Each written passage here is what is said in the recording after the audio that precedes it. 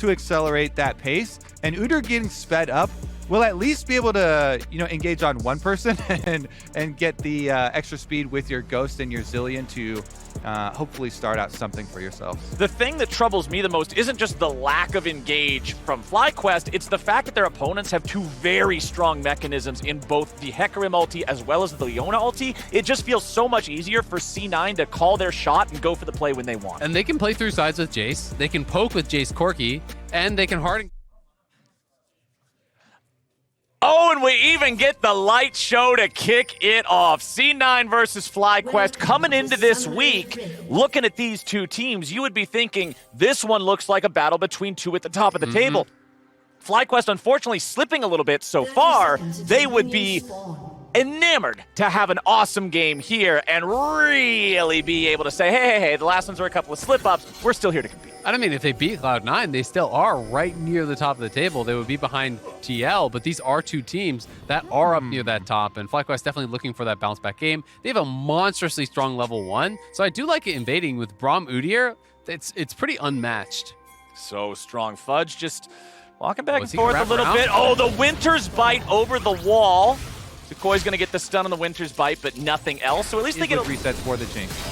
Oh, Kumo dodges away from an accelerated shock blast there, but he sticks around long enough that Summit just goes into the instant melee combo. But Kumo goes back in to try to turn it around. Misses his own end of the line. Both top laners taking quite a few hits here. But Summit still has 2 potions in inventory, so he's going to have the sustained advantage here. Udyr is clearing towards top. We'll see if he can actually get in on this, because both these guys are very, very low. Jose has the angle, maybe if he pops the Ghost, but looks like he just wants to go towards Scuttle. Yeah, Summit's already got his defensive ward up here, and he's going to get engaged on by a Blabber in the river. Jungler battle, Ghost versus Ghost. Jose already popped his. Blabber still has his ready to go. He knows that Hecarim does not win these 1v1s against Udyr early on, so he'll be chased away from that one, and Jose can just walk through mid. No need to keep it a secret. They know where you're going anyway, and he will get both of those scuttles. It's a tough one. That was the most. That was the one that broke you.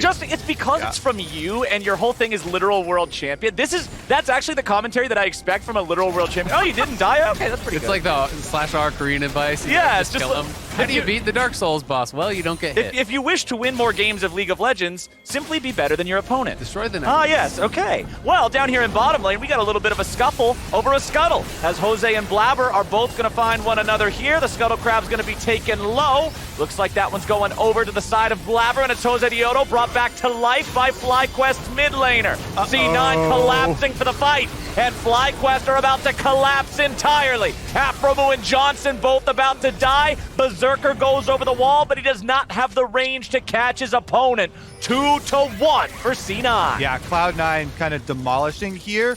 A little bit wasted that flash there for Berserker, trying to chase the Jinx that was already excited with the extra move speed there. But it's okay even giving over the extra cooldown on that summoner spell, because they bowled them out of the river. They still have priority for bottom lane. I want to highlight what happens after these fights a lot of the time, and that is, since Berserker got to chase him out of the jungle, he then also gets to push the tier is stacking while this giant CS lead is accumulating over Kumo, and he constantly also is able to push Kumo in to get first roam. So this protects your Rift Herald efforts, and I would think that Cloud9 would want to leverage this, advantage that Summit has already earned by himself without having to commit from bottom side. And so this is going to be a trade of objectives. FlyQuest will get their first dragon in trade for this Rift Herald, but Cloud9 are going to force on Kumo. This is looking like a good dive. Oh, it is indeed. Kumo had no chance. Chilling Smite with devastating charge just gets it done. Blabber, even recognizing how free of a kill that was, just lets the Herald go, doesn't even bother completing it, picks up the kill instead. Now he can go back for the objective, which is traded away for that first Drake of the game for FlyQuest, round about 9.5 minutes in. Yeah, it is something for them, but the lane is just going to get worse and worse for Kumo. He is so far behind now at this point.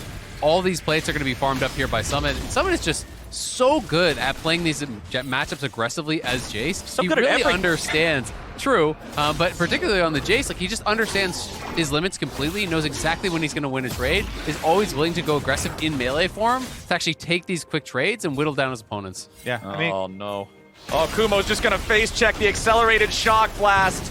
He gets right back to lane and immediately has to deal with this. 100 HP, go right on home. Or will you? He will. Blabber's on the way. A horse is a horse, of course, and Blabber gets the kill. JOSEDEODO is ready to try to answer him here, and a ghosted Udyr should have no problem sending Hecarim back to the glue factory.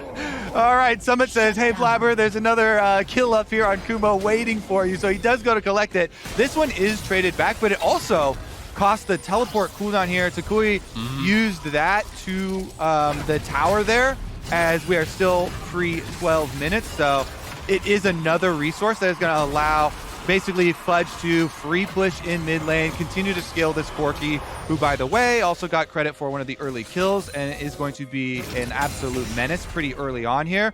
And we have a moment to just talk about Cloud9 as a whole. This weekend, they have been outstanding. I feel like yesterday might have been... Is looking very, very good. Meanwhile, on the side of FlyQuest here in this game, their efforts do revolve around Johnson, and he's the richest person on their team because of these turret plates that their bottom lane has been able to get, but it might explode into a skirmish here through Dry Brush. Okay, C9 wants nothing to do with it. They'll back away. They're saying, all right, that's an Udyr. He's pretty scary. But you know what's even scarier than a man in tiger pajamas? Turns out one of the main characters from Arcane. That's right, Arcane. Jace from Arcane? League of Legends. Yeah, Jace from Arcane. Just doing work up here in the top lane. What a great show. That is Hextech technology. I think it might be, but he's just absolutely demolishing the top lane. 45 CS lead. What on earth is this man? Cloud9's top laner just does it game after game, man. Yeah, Summit is scary no matter what he's wearing up there. Bottom lane, though, there's the engage. Okay, Aphromu's going to tank it up for a while, and FlyQuest turn it right back around on a win. Samu's down to 400 HP. FlyQuest bringing in the backup now. Nice route to drive by CC. FlyQuest get 2. And Johnson gets paid. Jinx excited is going to be able to earn another turret plate down for him. The FlyQuest hope of the Jinx win con is alive. That was really nicely played from Takui, finding the double stun there, setting him up for that kill. They're going to be able to take the tower. Unfortunately, Summit doesn't need any help up on this top side. Graves is down 3 levels, man. Graves has been downgraded to a caster minion here. I will also shout out, that is the first Aphelios death for Berserker. All rest in peace. As soon as I mentioned the... All empires end eventually, my friends. We are seeing the end of an era here. 0, 1, and 2, though, still feeling all right.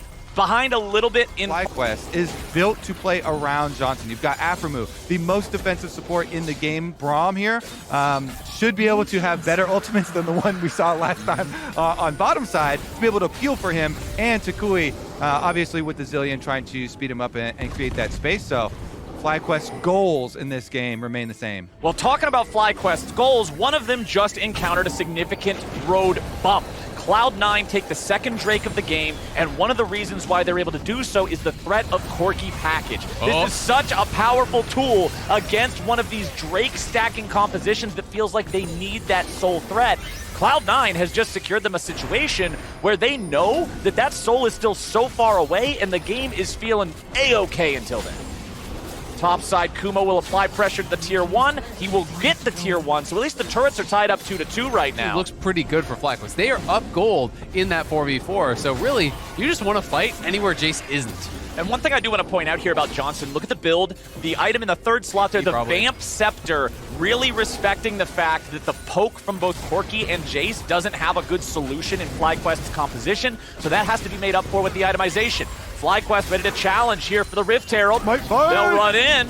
Looks like they're going to have a good shot at this. It's stolen away from JOSEDEODO and FlyQuest. Nice response and no cost. I love increased advantages. All right, the 4v4 has some rockets flying back and forth from both sides here. Johnson still not on a completed second item for this fight. Could be troubling for the side of FlyQuest. They will have Johnson down into the Dragon Pit first. JOSEDEODO right next to him. They will start this one up. Tukoi and Aphromu are going to be in charge of trying to keep C9 away, but C9 seems unafraid. Blabber leading the charge. Takes a little bit of damage on his way in, but a TP is about to show up here for C9. Summit's ready to join the fight. They're going to bring Kumo in on the side of FlyQuest. Blabber takes a ton of damage here in the pit. He has to smite for his life, but the Dragon's going to go over to FlyQuest and JOSEDEODO. The resurrection comes out to bring Johnson back to life. C9 still seeing if Oh, there's that a fight poke to over be the wall. taken here. Berserker goes forward. They're still trying to kill Johnson, but they can't quite get him. JOSEDEODO with a nice body block there, and Summit still looking to cut off the escape. Such low health bars on both teams.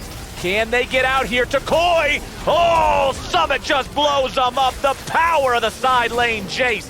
Blabber's gonna try to hold him in place a little bit longer. The damage pours through. Summit still on the back. The rest of Cloud9 cleans up the front. The pincer attack is complete. Kumo barely walks away, and C9 just picks FlyQuest apart on the back end of it. FlyQuest may have gotten the dragon, but Summit will not let them escape with their lives. For just a dragon number 2, that does not get you any meaningful distance here in this game for the side of FlyQuest. They can hope that they'll be able to, continue stacking for later. 6,000 gold lead here currently for Cloud9 though, as Summit tries to escape. Well, Decoy's ready with the TP. He flashes for the Everfrost root. They get the bomb stun. Decoy nearly dies in response. Super Mega Death Rocket even fired off just to make sure. So pretty much 2.5 had to be committed there to take down the Cloud9 raid ball. Okay, no right, synthetic pumpkins here. That's the real point. We take a stand. Are you talking about like an Android pumpkin? You know what? Never mind. Cloud9, I don't care about Android pumpkins. If that's what FlyQuest is, and they're doing a good job hiding the fact that they are just actually not the environment, but robots the whole time, Cloud9 will take their second Drake of the game. No pesticides were used in the creation of this League of Legends game. Nope. Disclaimer. We're almost 30 minutes into the game. We'll be past that point by the time it spawns. The Jinx continues to scale. 3 items for Johnson. Winsome's ulti not going to get a stun, only some slows there. FlyQuest can walk away from it. So I kind of still like fishing for that, even if it's a decently low percentage chance, because you've got a minute and at the time of casting 40 seconds until the dragon.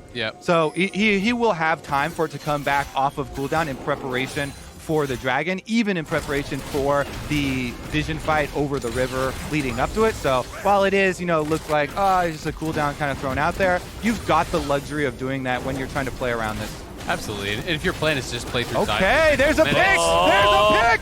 You want to talk about a luxury? Winsome has the luxury of barely staying alive as Cloud9's getting stunned up underneath the turret. Berserker is already down, but Summit has joined the fight, so the fight ain't fair anymore. He's ready to go, and he will just eviscerate everyone on FlyQuest. FlyQuest begins this fight by killing the enemy AD carry, and it ends with a quadra kill for Summit. Summit is taking over the quadra here. All of his hard work getting ahead throughout this game pays off huge there as he's able to join the fight and erase FlyQuest from the map. He is looking so damn clean. That was not any kind of an NA Jace that I've ever seen before. I don't know what you guys are talking about. He's in North America. He is right now a North American Jace. Yes. Okay. Yeah. So you have to We're update. redefining the meme. He picked up all the kills after the dragon fight This man for was the team. proxying Kumo at like level 8. Watching how fast he enters his inputs and immediately goes into the next action after the previous one is completed. I feel like I'm watching somebody play a different game compared to myself playing Skarner. Ha, farm the camp. Ha, gank the guy. And Summit's just over here like 400 APM, I will kill all of you. Especially because he's not just mashing spells, he's actually weaving autos in on a lot of these combos as well. He's getting the passive auto off every single time when he's changed his form to actually amp the damage. No, he doesn't get anything. He didn't realize he didn't want that. That was a puppy dog chasing a tank right there. You do not want to chase after this man. Ah, dang. When your hopes of engage are the Udyr being super sped up and the ghost is used, and you decide, even with 5 people Level 18 trailing. Jace, I don't think I want this. He starts running the other way real fast. Well, that level 18 Jace will continue pushing up the bottom lane. C9 has already broken the mid lane inhibitor turret. Mid lane inhibitor is exposed. Blabber's sticking around to keep those minions enchanted, make sure they have that extra pushing power. However, Fudge goes back to base. He has teleport to rejoin the rest of the team. You can see him coming back into the enemy jungle now through there. Cloud9 also on Soul Point now. Cloud9 continuing to get as much as they can out of the remaining 60 seconds or so here on this Baron. JOSEDEODO moves forward, but without the Ghost, he's not really that much of a threat of getting onto these guys. They're not that afraid of him. They just step right back in. They clear out their second inhibitor turret with Fudge locked and loaded, recently purchased, ready to go. He's able to provide the threat back in mid. Two different inhibitors about to fall down at the same time. Fudge takes a little bit of damage and Cloud9's ready to go in. Johnson wants to get away. He'll disengage for now, but Decoy is dead before he can even ulti. FlyQuest will join him, and Cloud9 wraps this one up. That'll do it. Triple kill there for Berserker. The Inferno multi cleaning up FlyQuest as Cloud9 are cruising. Will tie Team Liquid for first. Super weak for Cloud9. Holy moly, this team is hot. 3-0, and all of them full control from this god. They are looking definitely better than ever. This was an awesome game for Cloud9. Hey, espera. Si has llegado hasta aquí, te doy las gracias por ver el vídeo. Recuerda suscribirte para estar al día de las mejores partidas de competitivo en español. No te olvides de apoyar el vídeo con un like y tu comentario. Dejo todos los links para que apoyéis al LVP y sus casters, ya que sin ellos esto no sería posible. ¡Hasta la próxima!